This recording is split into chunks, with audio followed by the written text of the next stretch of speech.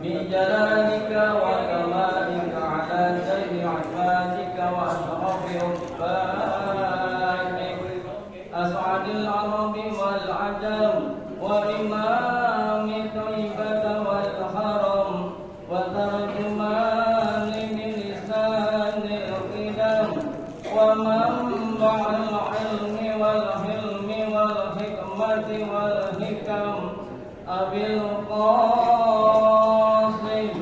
سيدنا وحبيبنا وشفيعنا ومولانا محمد صلى الله عليه وسلم زده شرفا يا رب زده شرفا يا رب زده شرفا يا رب يا رب كرما وتعظيما ورفعة ومحبة وبرا ورضي الله تبارك وتعالى عن ذوي القهر العلي والقدر الجليل ساداتنا وأئمتنا وموالينا أبي بكر وعمر وعثمان وعلي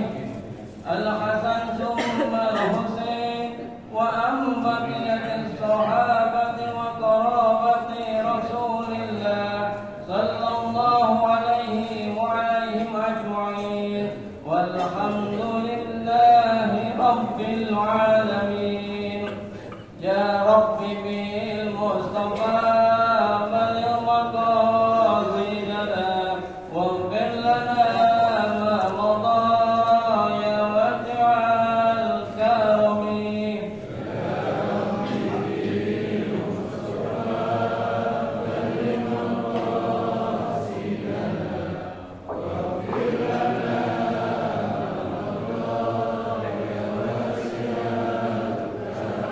يا أكرم الخلق ما لمن ألوذ به سواك عند حلول الحادث العالمي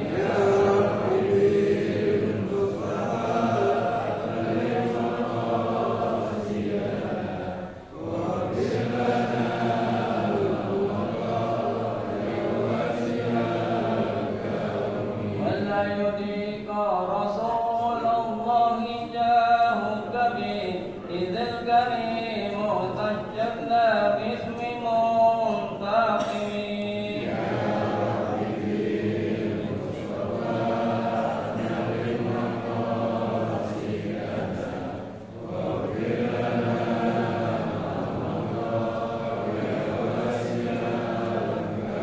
لعل رحمة ربي حين يقسمها تأتي على حسب الإسيان في القسم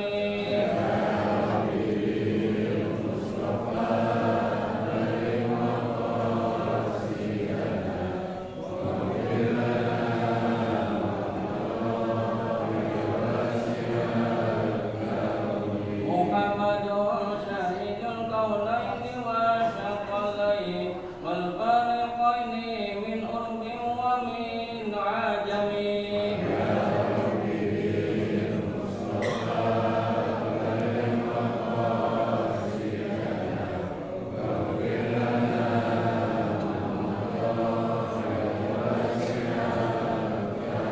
هو الحبيب الذي ترجى شفاعته لكل هول من الأهوال مقتحم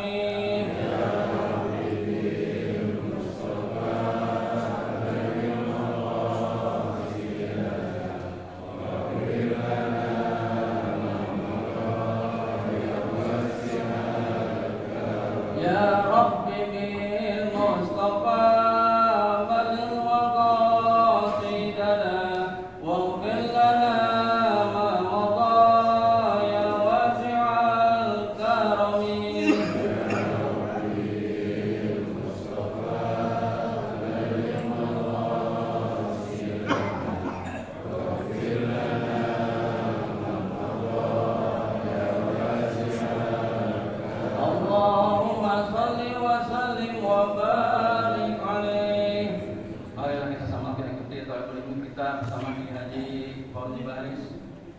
SMA. Waktu dan tempat kami silakan. Shallu ala Muhammad. Bismillahirrahmanirrahim. Foto dong. Assalamualaikum warahmatullahi wabarakatuh. Innal hamdalillah nahmaduhu wa nasta'inuhu wa nastaghfiruh wa na'udzu billahi min shururi anfusina wa min sayyiati a'malina. Man yahdihillahu fala mudilla lahu wa man yudlil fala hadiya lahu. أشهد أن لا إله إلا الله وحده لا شريك له وأشهد أن نبينا وحبيبنا وعظيمنا محمدا عبده ورسوله. اللهم صل وسلم وبارك على سيدنا محمد وعلى آله وصحبه ومن تبع هداه إلى يوم الدين. أما بعد. رب اشرح لي صدري ويسر لي أمري واحلل عقدة من لساني يفقهوا قولي. ربنا آتنا من لدنك رحمة وهيئ لنا من أمرنا رشدا. اللهم إنا نعوذ بك من أن نشرك بك شيئا نعلمه ونستغفرك لما لا نعلمه. اللهم علمنا ما ينفعنا وانفعنا بما علمتنا وزدنا علما وألحقنا بالصالحين. معاشر المسلمين رحمكم الله. وبالخصوص ketua DKM Masjid Jami Al-Mu'minun Ustaz Haji Dede Iskandar beserta jajarannya, di antaranya Ustaz Haji Nuryani Hilman, imam kita, dan para asatidzah, para tokoh masyarakat, seluruh jamaah yang dimuliakan oleh Allah Subhanahu wa taala. Alhamdulillah kita bersyukur kepada Allah pada subuh hari ini kita diberikan kesempatan oleh Allah Subhanahu wa taala untuk bisa melaksanakan salat subuh berjamaah, dilanjutkan dengan zikir, munajat dan majelis ilmu. Kita berharap mudah-mudahan rangkaian ibadah kita diterima oleh Allah Subhanahu wa taala. Mudah-mudahan Allah menjadikan kita sebagai orang-orang yang istiqamah dalam melaksanakan ketaatan, dalam melaksanakan amal saleh sampai akhir hayat kita. Salawat dan salam semoga tercurah kepada uswah hasanah kita, Nabi besar Muhammad sallallahu alaihi wasallam, pada keluarga beliau, para sahabat dan semua pengikut setia beliau hingga yaumil qiyamah. Pada kesempatan hari ini kita akan membahas lanjutan dari pembahasan kita sebelumnya. Kalau pada pertemuan sebelumnya kita sudah membahas surat Al-Insyirah atau Alam Nashrah. Lalu sesudah itu kita membahas surat At-Tin, Wat-Tini Waz-Zaitun wa Turi Sinin. Maka pada kesempatan hari ini kita akan membahas surat berikutnya, yaitu surat Al-Alaq. Surat Al-Alaq, atau disebut juga oleh sebagian ulama sebagai surat Iqra, sesuai dengan awal ayatnya yang berbunyi Iqra bismi rabbikal ladzi khalaq. Surat ini jamaah yang dirahmati oleh Allah adalah surat atau wahyu pertama yang turun kepada Nabi kita, Nabi Muhammad sallallahu alaihi wasallam. Jadi wahyu pertama yang turun kepada Rasulullah adalah 5 ayat pertama dari surat Al-Alaq ini. Karena itu surat Al-Alaq ini surat yang sangat penting, karena menjadi pembuka wahyu kepada Nabi kita Nabi Muhammad sallallahu alaihi wasallam. Disebutkan dalam kitab Sahwatut Tafasir, Suratul Alaq wa tusamma surah Iqra Makkiyah wa hiya tu'alij al-qadaya al-atiyah. Jadi surat Al-Alaq yang juga disebut dengan surat Iqra ini adalah surat Makkiyah, yaitu turun sebelum Nabi hijrah dari Makkah ke Madinah. Jadi di awal, ya, turunnya di awal masa kenabian, dan ada beberapa hal penting yang dibahas dalam surat Al-Alaq ini. Di antaranya yang pertama, awalan mawdu' bad'i nuzulil wahyi ala khatam al-anbiya Muhammad sallallahu alaihi wasallam. Yang pertama terkait dengan permulaan turunnya wahyu kepada Nabi terakhir, yaitu Nabi Muhammad sallallahu alaihi wasallam. Yang kedua, mawdu' tughyanil insan bil mal wa tamarrudihi ala awamirillah. Yang kedua terkait dengan sikap manusia yang melampaui batas disebabkan oleh harta. Jadi kadang-kadang harta ini membuat manusia lupa, membuat manusia lalai, dan itu yang disebutkan oleh Allah dalam surat Al-Alaq ini.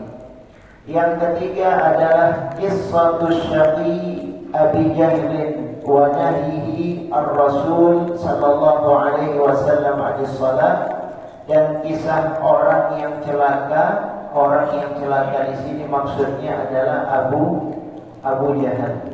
Cuma Abu Jahal nggak disebutkan namanya, ya, tidak disebutkan namanya. Yang disebutkan namanya dalam Al-Quran yang celaka itu adalah Abu Lahab, tabbat yada Abi Lahab wa tab, ya, dan seterusnya. Insyaallah nanti pada kesempatan tertentu kita akan bahas surat Al-Lahab. Baik, jadi tiga hal ini yang dibahas di dalam surat Al-Alaq. Nah, kita akan membahas ayat demi ayat dari surat Al-Alaq ini, terutama 5 wahyu pertama yang turun kepada Nabi kita Nabi Muhammad sallallahu alaihi wasallam. Disebutkan ibtada'at as-surah bi bayani fadlillah ala rasulihil karim bi inzalihi hadzal Qur'an al-mu'jizah al-khalidah wa tadhkiruhu bi awwalin ni'mah wa huwa yata'abbad rabbahu bi ghari Hira. Jadi awal turunnya wahyu pertama ini terkait dengan tidur atau mimpi yang dialami oleh Nabi kita Nabi Muhammad sallallahu alaihi wasallam. Jadi satu waktu Nabi bermimpi, dan mimpi Nabi itu beda dengan mimpi kita. Ya, kalau mimpi kita nggak karuan apa isinya. Tapi kalau mimpinya Nabi jelas, mimpi yang benar, ru'ya shadiqah. Sebab mimpi itu ada 3. Ya, mimpi ada 3. Yang pertama adalah mimpi yang benar yang berasal dari Allah. Allah memberikan petunjuk lewat mimpi. Allah memberikan isyarat-isyarat kepada kita lewat mimpi. Nah, itu yang disebut dengan ru'ya shadiqah, mimpi yang benar yang berasal dari Allah Subhanahu wa taala. Ada juga yang kedua adalah mimpi yang berasal dari setan. Mimpi yang berasal dari setan. Biasanya ini mimpinya mimpi yang jelek, mimpi yang menakutkan, mimpi yang serem. Nah, itu biasanya karena setan itu mengganggu kita, termasuk ketika kita tidur lewat mimpi-mimpi yang kita alami. Karena itu kalau mau tidur baca doa dulu. Biasanya yang mimpinya jelek itu yang nggak baca doa. Ya, kalau bisa mau tidur itu membaca doa. Bahkan lebih sempurna lagi kalau mau tidur berwudu dulu. Jadi tidur dalam kondisi suci, berwudu, lalu dia tidur membaca doa. Minimal doanya adalah Bismika Allahumma ahya wa bismika amut. Sebetulnya bukan hanya itu, banyak yang dibaca oleh Nabi kita Nabi Muhammad sallallahu alaihi wasallam. Cuma yang kita hafal doa itu. Dari kecil kita baca doa itu. Ya, yang dibaca oleh Nabi diantaranya banyak. Diantaranya Rasulullah membaca tasbih 33 kali, tahmid 33 kali, takbir 34 kali. Nah, ini kalau mau tidur 34 kali. Itu beda dengan kalau kita baca tasbih, tahmid dan takbir sesudah salat. Itu 33 disempurnakan dengan la ilaha illallah wahdahu la syarika lah, lahul mulku wa lahul hamdu yuhyi wa yumiit wa huwa ala kulli syai'in qadir.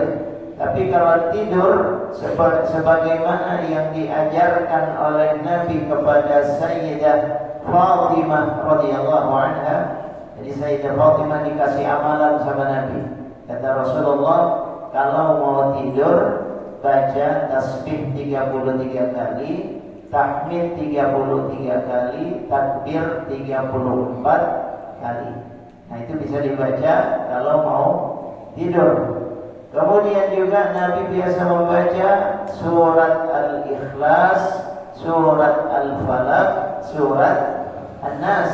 Habis itu biasanya ditiupkan ke tangan beliau, lalu diusapkan ke seluruh tubuh.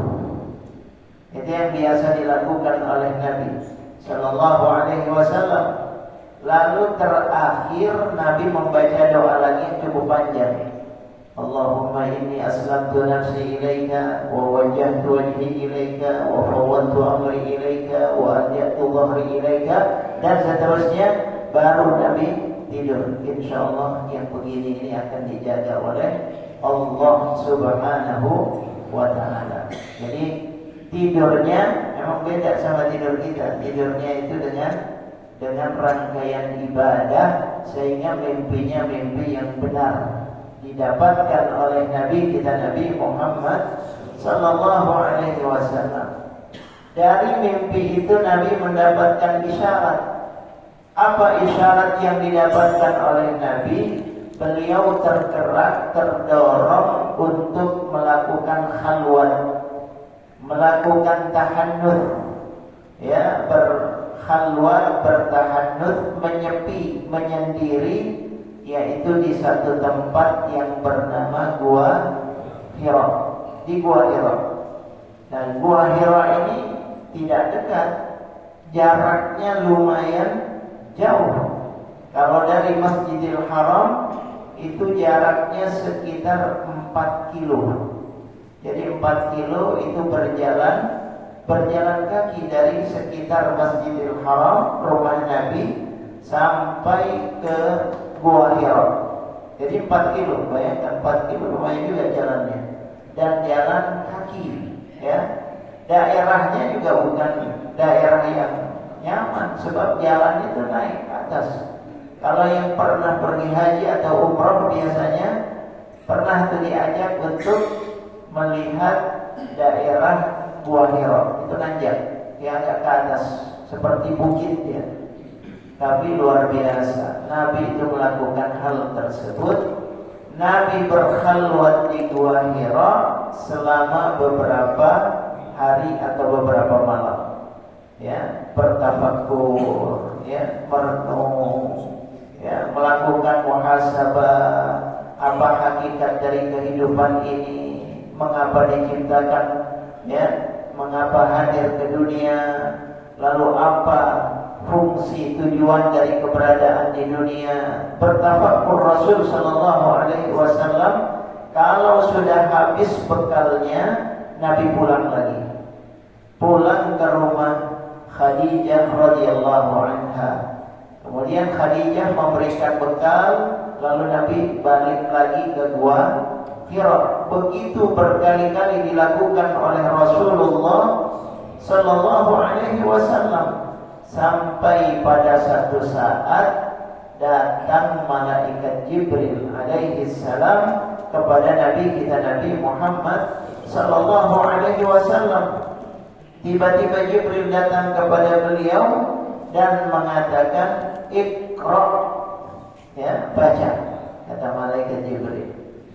Rasul sallallahu alaihi wasallam orang yang jujur, orang yang tidak pernah berdusta, sehingga ketika disuruh membaca, Nabi sallallahu alaihi wasallam mengatakan, "Ma ana biqari," saya tidak bisa baca.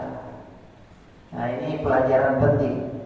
Jadi kita diajarkan, dikasih contoh oleh Nabi, jangan sampai berdusta. Kalau emang nggak tahu, bilang aja nggak tahu. Kalau tidak bisa, bilang aja tidak bisa. Jangan pura-pura tahu, jangan pura-pura bisa. Jadi Nabi mengajarkan dan memberikan contoh kepada kita ketika Jibril alaihi salam mengatakan, "Iqra," baca. Rasulullah sallallahu alaihi wasallam menjawab, "Ma ana biqari," saya tidak bisa baca. Lalu Jibril alaihi salam mendekap Nabi, memeluk Nabi, ya, memberikan backup dukungan kepada Nabi kita Nabi Muhammad sallallahu alaihi wasallam. Nabi itu sampai lemas. Ya, memang turunnya wahyu kepada Nabi kita Nabi Muhammad sallallahu alaihi wasallam itu selalu dalam kondisi yang berat, enggak gampang. Jadi jemaah sekalian, kita bisa merasakan bagaimana ketika wahyu itu turun kepada Nabi, kondisinya selalu dalam kondisi yang berat. Ya, bukan lagi duduk turun wahyu, enggak begitu. Jadi turun wahyu itu memang berat. Nabi itu kalau setiap kali turun wahyu, Nabi merasakan kondisi yang sangat sulit. Ya, pernah Nabi misalnya sallallahu alaihi wasallam sedang berada di atas onta. Tiba-tiba turun wahyu dari Allah. Kan turunnya wahyu enggak terduga-duga. Nabi enggak memprediksi sebelumnya kapan itu wahyu mau turun. Nabi sedang berada di atas unta, tiba-tiba wahyu turun.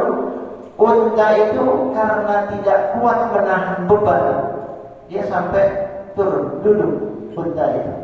Saking beratnya Nabi sallallahu alaihi wasallam. Beda ketika tidak menerima wahyu dan ketika Nabi menerima wahyu, kondisinya beda. Unta aja bisa merasakan itu. Ya. Nabi pernah duduk bersama dengan sahabat, pahanya berada di atas paha sahabat. Ketika turun wahyu, tiba-tiba kata sahabat, paha Rasulullah berat sekali. Beliau merasakan beban yang sangat berat. Ya. Bahkan kadang-kadang dalam kondisi cuaca yang sangat dingin, cuacanya sangat dingin, kalau turun wahyu, itu Rasulullah sampai berkeringat, padahal lagi dingin-dinginnya. Ini kondisi yang dialami oleh Nabi kita Nabi Muhammad sallallahu alaihi wasallam. Karena itu Allah mengatakan dalam Al-Qur'an, "Inna sanulqi 'alaika qawlan thaqila." Kata Allah, kami akan berikan kepadamu wahai Muhammad sallallahu alaihi wasallam perkataan yang berat. Ini kata Allah. Nah, karena itu kita sebagai umatnya harus dekat dengan Al-Qur'an. Ya, jangan sampai Rasulullah menerima Al-Quran dalam kondisi berat semacam itu, lalu Al-Quran kita tinggalkan. Jangan. Ya, kita harus dekat, kita harus baca Al-Quran, kita harus akrab dengan Al-Quran, akrab dengan Al-Quran. Sebab orang yang akrab dengan Al-Quran, yang sering membaca Al-Quran, itu akan mendapatkan syafaat Al-Quran nanti di yaumil kiamat. Ya, apa kata Nabi sallallahu alaihi wasallam? "Iqra'ul Qur'an fa innahu ya'ti yaumal qiyamah syafi'an li ashabih. Kata Nabi sallallahu alaihi wasallam, baca Al-Qur'an. Jangan sampai tidak baca Al-Qur'an, baca Al-Qur'an, sebab Al-Qur'an itu akan memberi syafaat, akan menjadi syafaat pada hari kiamat. Buat siapa? Li ashabih. Lihat bahasanya. Nabi mengatakan li ashabih, bagi para sahabat-sahabat Al-Qur'an. Ashabih, sahabatnya Al-Qur'an. Kalau disebut sahabat itu dekat apa enggak? Namanya sahabat. Ya, sahabatnya fulan itu pasti dekat sama fulan. Sahabatnya Al-Qur'an berarti dekat dengan Al-Qur'an, akrab dengan Al-Qur'an. Namanya juga sahabat. Ya. Kalau dibacanya cuma sekali, dua kali, kadang-kadang dibacanya bulan Ramadan aja, baru baca Quran, itu disebut sahabat ya? Belum disebut sahabat, nggak dekat, nggak akrab sama Quran. Kalau bacanya cuma pada bulan Ramadan, atau bacanya kalau ada yang meninggal baru Yasin dibaca. Nah itu belum akrab. Orang disebut akrab dengan Al-Quran kalau dia membaca Al-Quran setiap hari dia baca Quran. Ya, selalu dia baca Al-Quran, tidak ada hari tanpa Al-Quran. Nah, itu namanya akrab sama Al-Quran. InsyaAllah Al-Quran itu akan menjadi syafaat buat dia nanti di yaumil kiamat. Mudah-mudahan kita semuanya akrab sama Al-Quran. Ya. Jangan sama WA aja akrab. Ya, sama WA akrab banget tuh. Ya, buka HP terus. Ya, tapi sama Al-Quran, nah ini PR kita semuanya ya. InsyaAllah mudah-mudahan kita akrab sama Al-Quran. Jadi disebutkan oleh Allah Subhanahu wa ta'ala, ayat pertama yang diturunkan oleh Allah kepada Nabi kita Nabi Muhammad sallallahu alaihi wasallam, Iqra bismi rabbikal ladzi khalaq. Suruh baca. Malaikat Jibril mendekap Nabi, kemudian mengatakan, Iqra, baca lagi. Nabi kembali mengatakan, ma'ana biqari, sampai 3 kali. Kemudian malaikat Jibril membaca, Iqra bismi rabbikal ladzi khalaq, khalaqal insana min 'alaq, Iqra wa rabbukal akram, alladzi 'allama bil qalam, 'allamal insana ma lam ya'lam. Itu 5 ayat pertama yang turun kepada Nabi kita Nabi Muhammad sallallahu alaihi wasallam. Jamaah yang dirahmati oleh Allah, jadi ayat pertamanya itu bunyinya Iqra, baca. Disuruh kita membaca. Jadi bayangkan umat Muhammad sallallahu alaihi wasallam, ayat pertamanya itu membaca. Maksudnya diajak pintar.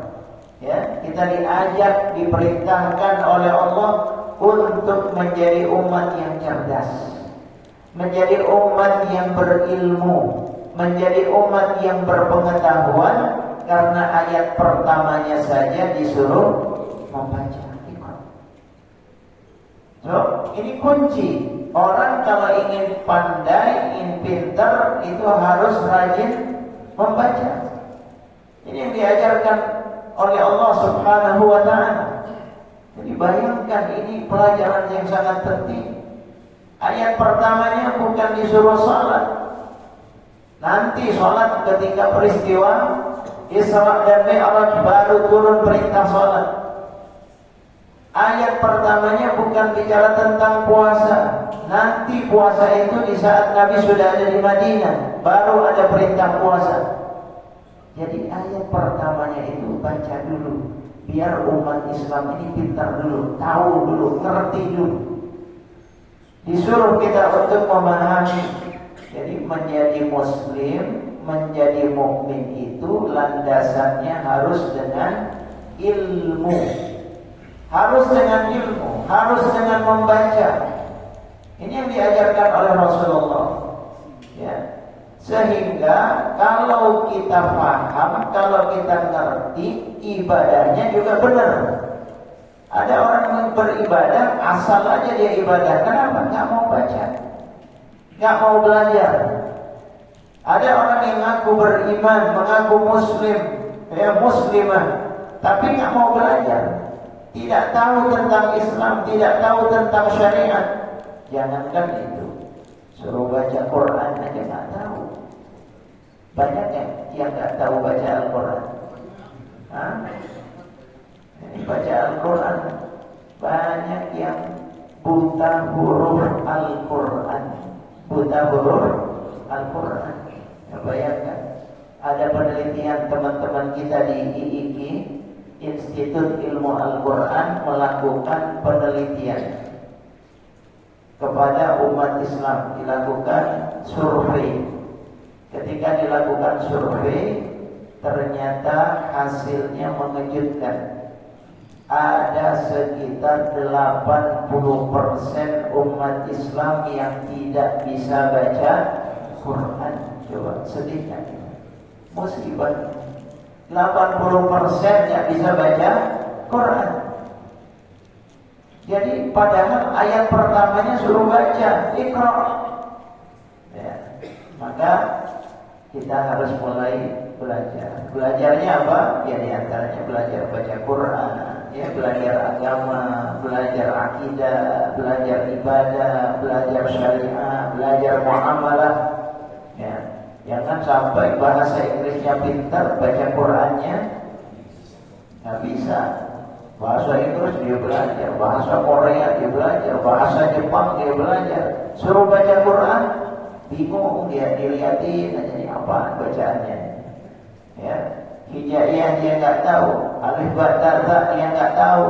Apalagi ditanya tentang tajwid, ditanya tentang harokat, ditanya tentang makharijul huruf, bingung dia. Nah ini masalah. Padahal ayat pertamanya Iqra, baca. Ini pentingnya mas sekalian untuk jadi motivasi buat kita semuanya. Gak apa-apa, walaupun kita sudah berusia lanjut, gak apa-apa, kita belajar. Yang penting usaha. Gak usah malu-malu kita belajar.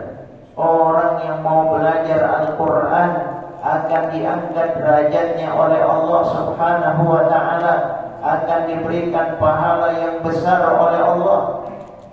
Man qara al-Quran wa huwa mahir, kata Nabi, siapa yang membaca Al-Quran dan dia mahir membaca Al-Quran, ma'as safaratil kiramil bararah, nanti dia akan dikumpulkan bersama dengan para malaikat. Masya Allah. Itu yang mahir, ya, yang lancar, yang benar baca Qurannya, akan dikumpulkan bersama dengan para malaikat. Tempatnya tinggi di sisi Allah Ta'ala. Barangkali ada yang bertanya, gimana kalau yang bacanya terbata-bata? Ada juga hadisnya, lanjutannya, man qara al-Quran wa huwa yatata'ta fi. Orang yang baca Al-Quran terbata-bata, dieja satu-satu, pelan-pelan dia baca. Yatata'ta fihi, kata Nabi, wa huwa alaihi syah. Tapi dia sungguh-sungguh pengen bisa terus dia baca Al-Quran. Apa kata Nabi SAW? Falahu ajran, dia dapat 2 pahala.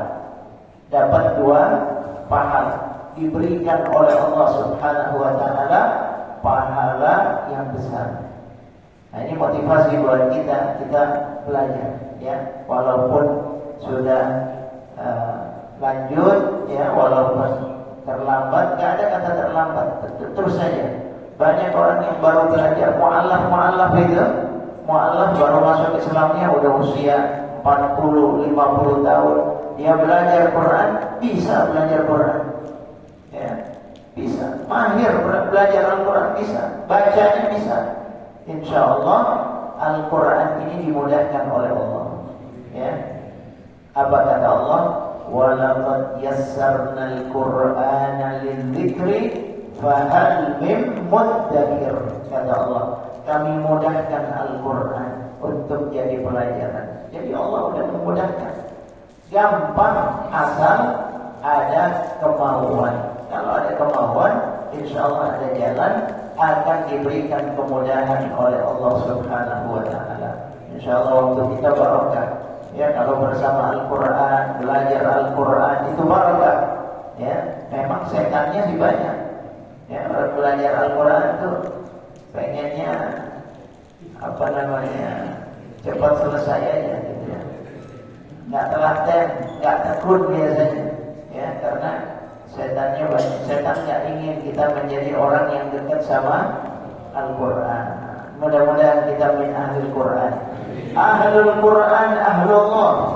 Kata Nabi sallallahu alaihi wasallam, orang yang dekat sama Al-Qur'an, yang bisa baca Qur'an, dekat sama Al-Qur'an, dia adalah keluarganya Allah. Coba kita dianggap sebagai keluarganya Allah Subhanahu wa ta'ala. Nah, ini di sini disebutkan Iqra, maka baca.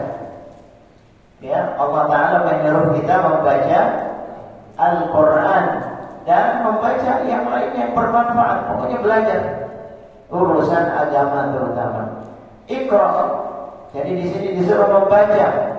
Membaca adalah perintah pertama dari Allah kepada Nabi kita Nabi Muhammad sallallahu alaihi wasallam. Ya. Tapi membacanya bukan hanya sekedar membaca. Ada terusannya tuh. Jangan berhenti di situ. Iqra bismi rabbikal ladzi khalaq. Iqra-nya itu harus dengan nama Allah. Nah, ini disebutkan harus dengan nama Allah. Ya, muttali'an musta'inan bismi rabbikal jalil, harus dengan nama Allah. Harus kita minta bantuan kepada Allah. Jadi Iqra bismi rabbik, bacalah dengan namanya. Sebab kalau ada orang membaca tidak dengan nama Allah, ya, tidak bismi rabbik, bahaya. Ya, jadi bismi rabbik itu maknanya yang pertama apa? Maknanya isti'anah. Isti'anah kepada Allah. Kita minta, ya Allah, bantu ya Allah. Jadi kita membaca dengan meminta bantuan kepada Allah. Sebab kalau kita minta bantuan kepada Allah akan dimudahkan. Ya, dimudahkan kita belajarnya, dimudahkan untuk paham, dimudahkan untuk mengerti, dimudahkan untuk mengamalkan. Kenapa? Karena bismi rabbik, karena minta bantuan kepada Allah. Jadi kalau kita belajar, doa dulu kepada Allah, minta kepada Allah agar diberikan pemahaman. Makanya di majelis-majelis selalu kita buka dengan Rabbi shrah li sadri wa yassir li amri wahlul 'uqdatam min lisani yafqahu qawli. Kenapa? Karena kita nggak bisa ngajar kalau nggak dikasih bantuan oleh Allah. Kita nggak bisa belajar kalau nggak dibantu sama Allah. Kita nggak bisa nangkep ilmu kalau nggak diberikan kemudahan oleh Allah. Yang ngasih semuanya ini kan Allah. Nah, makanya ketika belajar minta kepada Allah Ta'ala. Bismi rabbik. Ini yang pertama, isti'anah. Yang kedua, ilmu kita ini adalah amanah. Ya, dengan nama Allah, kita pakai nama Allah. Berarti apa? Ada sesuatu yang harus kita pertanggungjawabkan di hadapan Allah. Ilmu yang diberikan kepada kita, ilmu yang kita terima, itu dengan nama Allah. Masya Allah. Itu kan berarti berat. Nggak sembarangan kita belajar, nggak sembarangan kita membaca. Membacanya atas nama Allah. Ya, kalau ada misalnya di sini yang hadir, ya ada staf dari kecamatan atau kelurahan, dia hadir atas nama lurah, itu kan beda. Ya, beda. Artinya ada amanah, ada tanggung jawab. Kita juga begitu, kita membaca bukan atas nama kita pribadi, tapi dengan nama Allah. Berarti kita bawa nama Allah. Itu berat, amanah. Ya, sehingga apa? Ilmunya harus dipakai untuk sesuatu yang diridhoi oleh Allah. Jadi nggak sembarang bacanya itu, ilmunya itu harus sesuai dengan ridho Allah. Sebab kadang-kadang ada orang yang paham, ada orang yang ngerti, ada orang yang pintar, tapi kebelinger. Ya, kenapa? Karena ilmunya tidak dianggap sebagai amanah. Ya, dia mempergunakan ilmunya sembarangan untuk kepentingan dirinya sendiri, tidak sesuai dengan apa yang diinginkan oleh Allah Ta'ala. Maka kita belajar, kita jadikan ilmu kita sebagai amanah, kita pakai, ya, kita pergunakan ilmu kita. Jangan sampai kita melakukan sesuatu yang dilarang oleh Allah. Nah, itu namanya amanah dengan ilmunya. Dikasih ilmu, tapi ilmunya dipakai, ilmunya diamalkan, ilmunya dipraktekkan dalam kehidupan kita. Itu yang namanya ilmu yang barokah. Nah, ilmu yang berkah. Ya, dan kita minta ilmu yang barokah ini. Kita minta sebagaimana doa Nabi, Allahumma inna nas'aluka ilman nafi'an, ilmu yang bermanfaat yang kita minta. Kalau sekedar ilmu, banyak orang yang punya ilmu, tapi ilmunya tidak memberikan manfaat. Nah, kita pengen ilmu kita manfaat. Ya, itu barokah. Kenapa? Karena Iqra bismi rabbik, kita bawa nama Allah Subhanahu wa Ta'ala. Jadi ini kita tanamkan dalam diri kita. Ini ilmu, ini amanah. Al-Quran ini amanah. Pengetahuan ini amanah. Apa yang diberikan oleh Allah ini amanah. Kita pergunakan sebaik-baiknya untuk mendapatkan ridha dari Allah Subhanahu wa Ta'ala. Jadi Iqra bismi rabbikal ladzi khalaq, bacalah dengan nama Tuhanmu yang mencipta. Alladzi khalaq itu yang mencipta. Memang tidak ada lagi yang mencipta kecuali Allah. Apa ada yang bisa mencipta selain Allah? Tidak ada. Ya, menciptakan lalat yang kecil aja manusia nggak bisa. Ya, hanya Allah yang bisa menciptakan makhluk hidup. Nggak ada yang bisa menciptakan kecuali Allah. Ya, bahkan orang yang paling angkuh, paling sombong yang ngaku sebagai Tuhan. Siapa yang ngaku sebagai Tuhan? Fir'aun. Apa yang dia katakan? Ana rabbukumul a'la. Aku adalah Tuhan kalian. Sombong banget ya. Ngaku sebagai Tuhan. Tapi Fir'aun tidak bisa mengaku bahwa dia telah mencipta. Tidak pernah. Fir'aun tidak pernah mengatakan bahwa dia bisa menciptakan makhluk hidup. Tidak ada. Karena yang bisa menciptakan makhluk hanya Allah. Maka di sini disebutkan Iqra bismi rabbikal ladzi khalaq, yang menciptakan makhluk itu hanya Allah. Kita semua makhluk Allah Subhanahu wa Ta'ala. Alladzi khalaq, enggak disebutkan objeknya. Yang diciptakan oleh Allah itu apa? Tidak disebutkan. Yang jelas Allah yang menciptakan semua, dari yang kecil sampai yang besar, atom sampai matahari, tata surya, galaksi, itu semuanya diciptakan oleh Allah Subhanahu wa Ta'ala.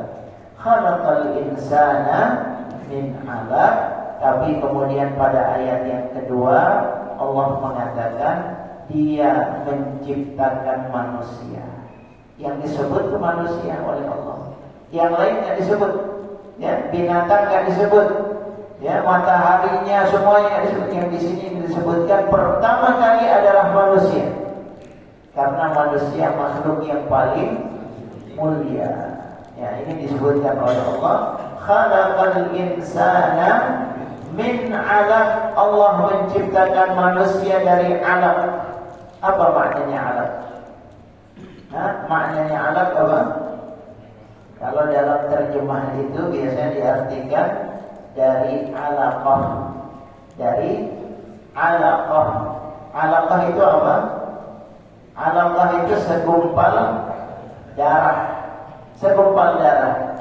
Tahu bentuknya jemaah sekalian? Tahu bentuknya enggak? Alaqah. Coba nanti di searching di Google bentuknya alaqah itu seperti apa. Manusia itu diciptakan oleh Allah dari alaqah. Maksudnya prosesnya. Karena pertama manusia tercipta itu proses pertamanya dari apa? Dari nutfah. Ya, dari nutfah. Dari air yang hina, min ma'in mahin. Dalam ayat yang lain, min nutfatin amsyajin, dari nutfah yang bercampur. Ini yang disebutkan oleh Allah. Nabi SAW mengatakan manusia diciptakan dalam rahim ibunya 40 hari berbentuk nutfah. 40 hari berbentuk nutfah. Habis itu berproses, air yang hina itu, nutfah yang udah bercampur itu berproses menjadi apa? Menjadi alaqah. Nah, itu yang kedua, menjadi alaqah. Kok bisa air itu berubah menjadi ada darahnya, segumpal darah? Ini yang disebutkan di mana? Dalam surat Al-Mu'minun, ya. Sama seperti nama masjid ini, Al-Mu'minun. Allah Ta'ala mengatakan, laqad khalaqnal insana min sulalatin min tin, thumma ja'alnahu nutfatan fi qararin makin. Ya. Kemudian dari nutfah Allah jadikan khalaq alaqah. Ya, Allah jadikan alaqah. Allah jadikan segumpal darah. Tadi saya bilang, coba di searching di Google, lihat alaqah itu bentuknya kayak apa. Ada yang tahu? Bentuknya itu kayak cebong. Kayak cebong. Ada ekornya, ada kepalanya. Nah, itu manusia semuanya. Kita semuanya pernah jadi begitu itu. Ya, Allah ingetin kita. Jangan lupa kita dulunya dari alaqah, seperti cebong itu. Ya, min alaqah. Itu disebutkan di dalam Al-Qur'an alaqah. Ya, maka di sini Allah Ta'ala mengatakan alaqah. Ya, dari alaqah 40 hari berproses lagi menjadi mudghah. Mudghah itu apa? Segumpal daging. Nah, ada dagingnya. Ya, dari darah ada dagingnya. Kemudian dari daging Allah Ta'ala berikan apa? Tulang belulang. Ya. Ya, Allah Ta'ala berikan tulang belulang. Sebab kalau cuma daging aja nggak bisa kita duduk begini, nggak bisa kita jalan, nggak bisa kita ngangkat gelas, ngangkat barang, nggak bisa. Kalau nggak ada tulangnya. Karena ada tulang, nah kita bisa bergerak, kita bisa beraktivitas. Ada tulang. Coba bayangin nggak dikasih tulang dia mas sekalian, kayak apa jadinya? Nah, jadi dikasih tulang oleh Allah. Fakasawna al-idhama lahman, itu pun sesudah dikasih tulang ditutup lagi oleh Allah dengan kulit. Kalau nggak dikasih tutup, kayaknya ngeri kita semuanya. Tengkorak yang ada di sini, ya. Tapi dikasih kulit sama Allah, dibungkus sama kulit, jadi cakep, jadi ganteng, jadi cantik. Itu karena ditutup oleh Allah. Coba kalau nggak ditutup, nggak ada yang mau sama perempuan. Perempuan juga nggak ada yang mau sama laki-laki. Kalau nggak ada kulitnya, makanya yang disenengin sebetulnya kulitnya itu, bungkusnya yang disenengin.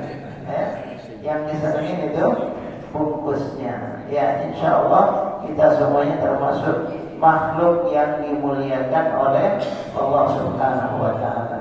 Nah, di sini disebutkan min alaq, dari alaqah. Alaqah itu bergantung, disebut alaqah karena dia bergantung di dinding rahim. Ya, bergantung di dinding rahim. Ta'allaqa yata'allaq, dia bergantung. Kalau dia nggak bergantung, keguguran dia mas sekalian, nggak jadi manusia. Jadi tahapan yang paling kritis dalam proses penciptaan manusia ketika dia menjadi alaqah. Makanya biasanya perempuan kalau udah hamilnya 3 bulan, 4 bulan, hati-hati itu. Tapi kalau udah melewati masa itu, udah mulai aman. Kenapa? Sebab memastikan menempel di dinding rahim itu dengan sempurna. Kalau enggak, kegugurannya. Makanya diingatkan sama Allah, jangan sombong. Alladzi khalaqal insana min 'alaq. Manusia diciptakan itu dari proses menjadi alaqah. Kita semuanya. Nah, ini yang diingatkan oleh Allah, khalaqal insana min 'alaq. Sesudah itu Allah mengatakan, Iqra wa rabbukal akram. Baca lagi kata Allah. Disuruh baca lagi. Tadi kan udah di awal tuh suruh baca. Tapi Allah mengatakan kembali pada ayat yang ketiga, Iqra, jangan berhenti membaca. Ya, walaupun kita sudah berusia lanjut, walaupun sudah tua, tetap baca itu terus dilakukan. Minal mahdi ilal lahdi. Mulai dari buayan sampai ke liang lahat. Kalau udah mati baru berhenti belajarnya. Ya, kalau sudah mati baru berhenti. Nah, ini kata Allah Ta'ala, Iqra, baca lagi. Baca jadi terus menerus biar kita paham. Nah, ini disebutkan, kalau kita membaca sekali dua kali barangkali masih belum paham. Tapi kalau dibaca berkali-kali insya Allah akan paham. Wa rabbukal akram. Dan kalau kita banyak baca, Allah yang maha pemurah akan memberikan ilmunya kepada kita. Ini yang disebutkan wa rabbukal akram. Akram itu yang paling pemurah Allah. Kalau ada orang yang suka ngasih duit, suka ngasih hadiah, suka ngasih apa aja, orang Arab bilang rajulun karim. Itu orang yang pemurah. Orang yang suka ngasih disebut pemurah, karim. Ya, karim itu pemurah. Nah, Allah bukan hanya karim tapi akram, paling pemurah itu Allah Subhanahu wa Ta'ala. Kalau kita belajar sedikit, Allah masih ilmu yang banyak sama kita. Itu Masya Allah ya. Mudah-mudahan kita semuanya dikasih ilmu yang banyak, yang berlimpah oleh Allah Ta'ala. Iqra wa rabbukal akram alladzi 'allama bil qalam. Yang mengajarkan dengan pena. Nah, kita bisa nulis, itu karena Allah yang ngajarin itu. Coba kalau nggak ada tulisan, belajarnya susah. Gimana transfer ilmunya kalau nggak ada buku? Kita bisa belajar karena ada kitab, ada buku di pesantren, ada kitab-kitab yang diajarkan kepada santri. Itu karena buku. Kalau lewat hafalan aja berat. Ya, kadang-kadang yang kita hafal sebentar, di sini kita hafal, pulang ke rumah udah lupa. Ya, beda. Kalau ada tulisan, ada qalam, nah itu insya Allah lebih kuat. Nah, makanya Allah mengatakan alladzi 'allama bil qalam. Beruntung ya, nikmat ada tulisan, bisa nulis ya. Itu semuanya merekam, mencatat ilmu Allah Subhanahu wa Ta'ala. Alladzi 'allama bil qalam 'allamal insana ma lam ya'lam. Allah ajarkan apa yang tidak diketahui oleh manusia. Tadinya nggak tahu, tapi karena belajar jadi tahu. Alhamdulillah. Mudah-mudahan kita semuanya dijadikan sebagai orang-orang yang tekun belajar, tekun menuntut ilmu, sering duduk di majelis-majelis ilmu. Kita amalkan ini ayat. Ayat ini menyuruh kita belajar sampai kita meninggal dunia. Mudah-mudahan kalau kita belajar terus, diangkat derajat kita oleh Allah Subhanahu wa Ta'ala. Yarfa'illahu alladhina amanu minkum walladhina utul ilma darajat. Itu diangkat derajatnya tinggi di sisi Allah Subhanahu wa Ta'ala. Mudah-mudahan kita semuanya diberikan ilmu yang bermanfaat. Sampai di sini jamaah sekalian, 5 ayat pertama dari wahyu yang diturunkan kepada Rasulullah sallallahu alaihi wasallam. Mudah-mudahan ada keberkahan dan manfaat yang kita dapatkan. Kita tutup kalau ada pertanyaan. Mungkin ada jamaah yang ingin bertanya, 2 pertanyaan mungkin. Silakan kalau ada yang mau bertanya. Ya. Assalamualaikum warahmatullahi wabarakatuh. Waalaikumsalam warahmatullahi wabarakatuh. Sebagaimana tadi Kiai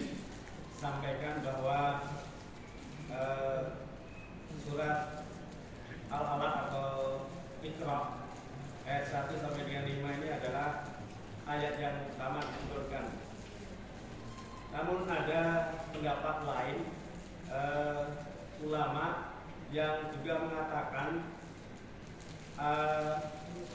surat At-Taubah ayat 128 dan 129.